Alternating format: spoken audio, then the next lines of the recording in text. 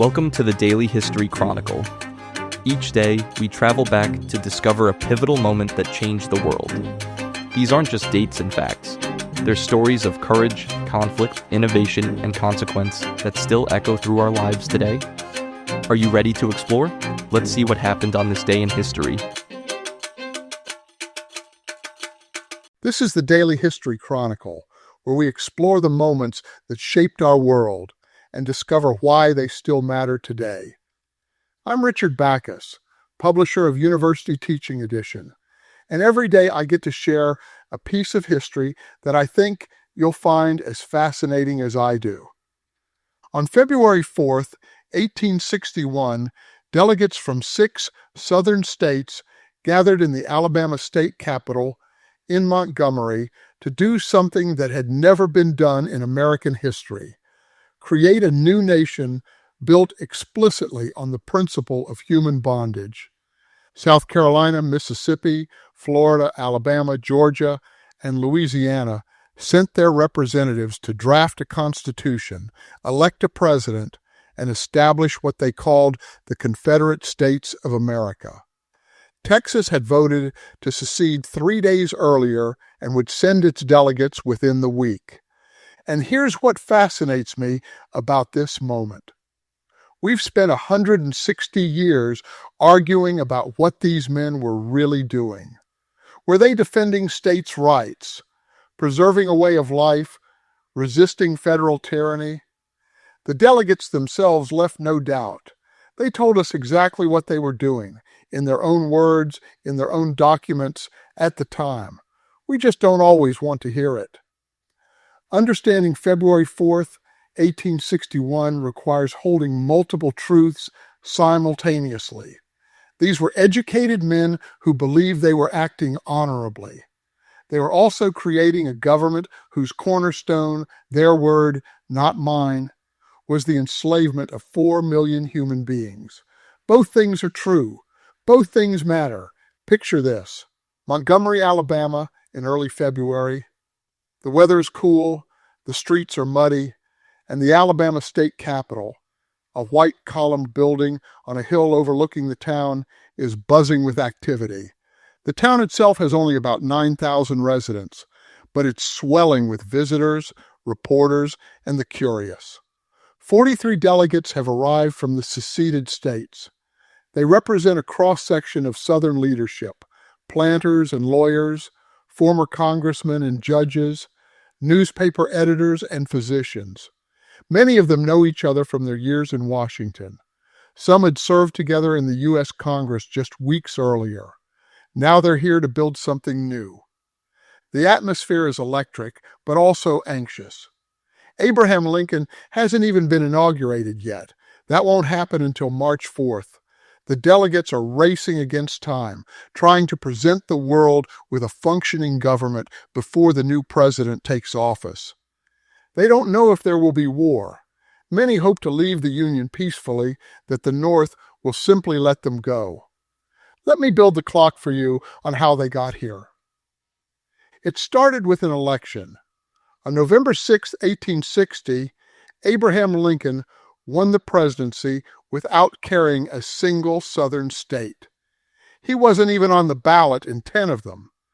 Lincoln had promised not to interfere with slavery where it already existed, but he opposed its expansion into new territories. For the planter class that dominated Southern politics, this was intolerable. South Carolina moved first. On December 20th, 1860, just 6 weeks after Lincoln's election, a state convention in Charleston voted unanimously to leave the Union. Mississippi followed on January 9th, Florida on January 10th, Alabama on January 11th, Georgia on January 19th, Louisiana on January 26th, Texas on February 1st. 7 states gone in 43 days. But secession alone wasn't enough. These states needed to act together if they hoped to survive. Alabama had issued the call: send delegates to Montgomery on February 4th to form a new government. Here's what the evidence tells us about what these delegates believed they were doing. Each seceding state published a declaration explaining its reasons for leaving the Union. Georgia's declaration stated plainly that the dispute centered on the subject of African slavery. Mississippi's was even more direct. Our position is thoroughly identified with the institution of slavery, the greatest material interest of the world. Texas, in its declaration, complained that the federal government had failed to protect slavery and that northern states sought the abolition of Negro slavery and the equality of blacks and whites. These weren't documents written by historians looking back. They were written by the men who were doing the seceding at the moment they were doing it. The delegates in Montgomery worked fast. Within 4 days, they had drafted a provisional constitution. It was modeled closely on the United States Constitution. Same 3 branches of government, same basic structure, but with crucial differences. The Confederate Constitution explicitly protected slavery. It prohibited any law denying or impairing the right of property in Negro slaves. It guaranteed that slavery could expand into any new territories the Confederacy might acquire. On February 9th, they elected Jefferson Davis of Mississippi as their provisional president. Davis was a West Point graduate, a Mexican war hero, a former U.S. Senator, and a former Secretary of War under Franklin Pierce. He had been one of the most respected men in Washington. Even his political opponents acknowledged his intelligence and integrity. He didn't want the job. Davis had hoped for a military command. When he learned of his election by messenger while he was pruning roses in his garden at Briarfield, his Mississippi plantation, his wife Verena later wrote that he looked so grieved she feared some family member had died. He read the telegram, told her the news, and she could see the weight of it settling on him. The convention had chosen Davis precisely because he was a moderate.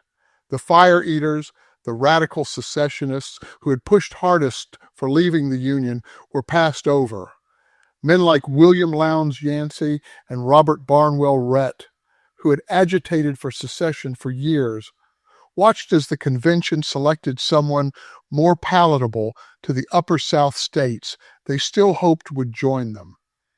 Davis accepted out of duty to his cause.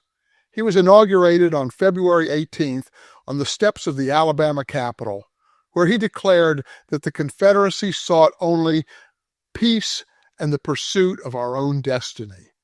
But he also warned that if the North attempted coercion, the South would resist. I find myself thinking about the man who saw this coming more clearly than anyone, Sam Houston. Houston was 67 years old in 1861, the governor of Texas, and the most famous man in the state. He had led the army that won Texas its independence from Mexico at the Battle of San Jacinto in 1836. He had been president of the Republic of Texas twice. He had served Texas in the U.S. Senate for 13 years. The city of Houston bore his name.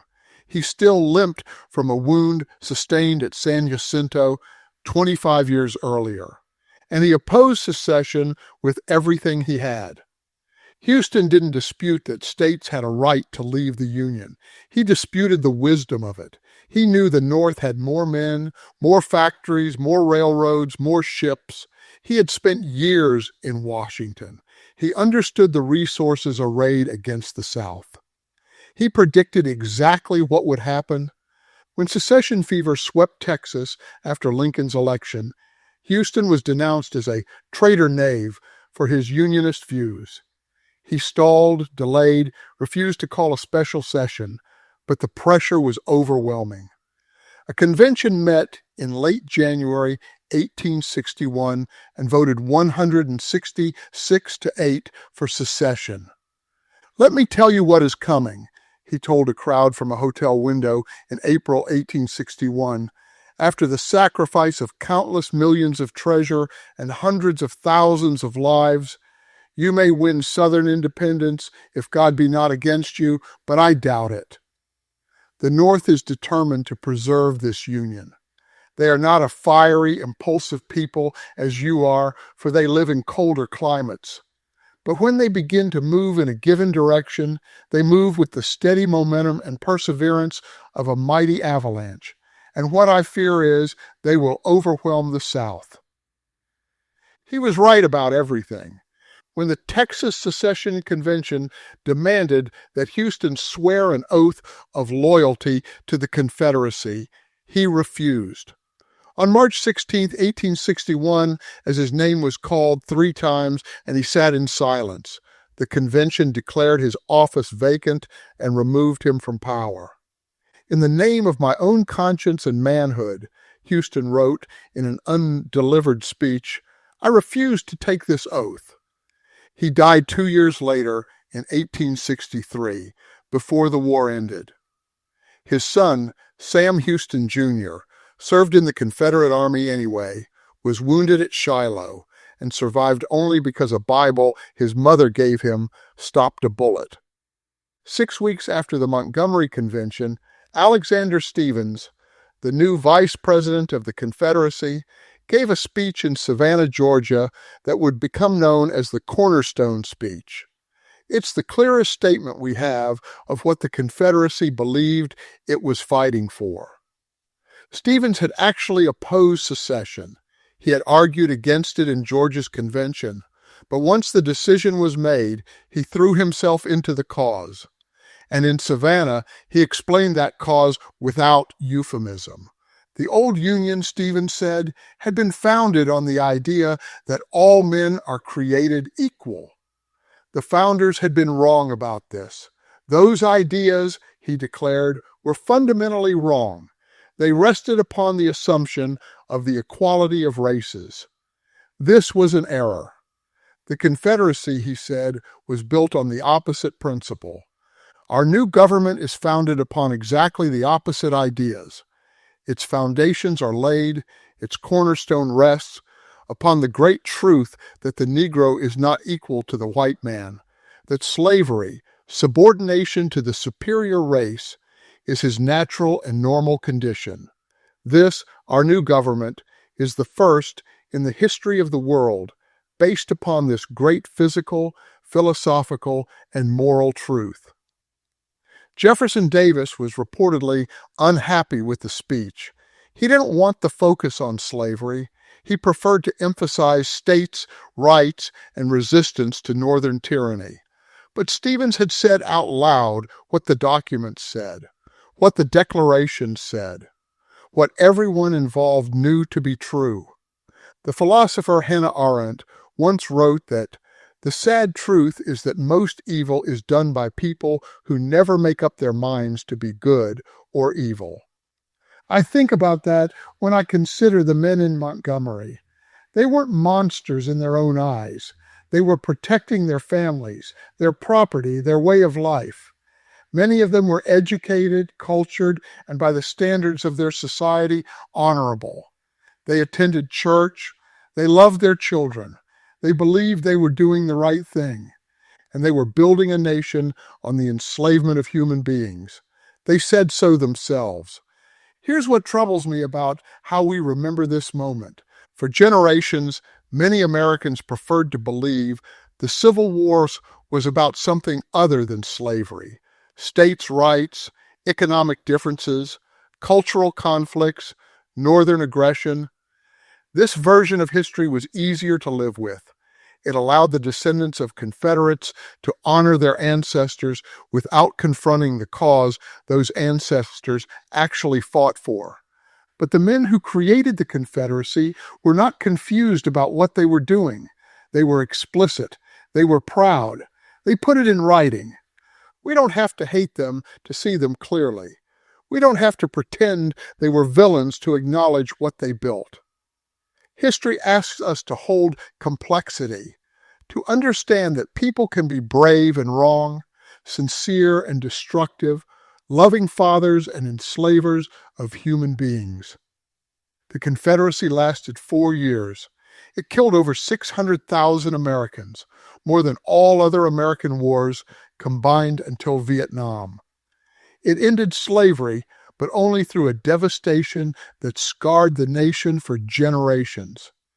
The capital moved from Montgomery to Richmond in May 1861, and by April 1865, Richmond was burning and Jefferson Davis was fleeing south, hoping to continue the fight. He was captured in Georgia a month later, and it started here. February 4th, 1861, 43 men in a Capitol building in Alabama, convinced they were founding something that would last forever. They built it in 4 days. It took 4 years and 600,000 lives to tear it down. I'm Richard Backus, and this is the Daily History Chronicle. Tomorrow, we'll explore another moment that shaped our world. Until then, consider this. When we soften the truth about the past, who benefits and who pays the price? And what does it mean that the men who built the Confederacy were more honest about their motives than many of their defenders have been since? Because that's what February 4th, 1861 teaches us, not just about the origins of America's bloodiest war, but about the human capacity to build entire nations on ideas we later find unthinkable, and the long work of facing what our ancestors actually believed. Thank you for your time. If you enjoyed this episode, then please subscribe. If you really enjoyed it, then please tell a friend. I hope you will join me again tomorrow for more of our shared history.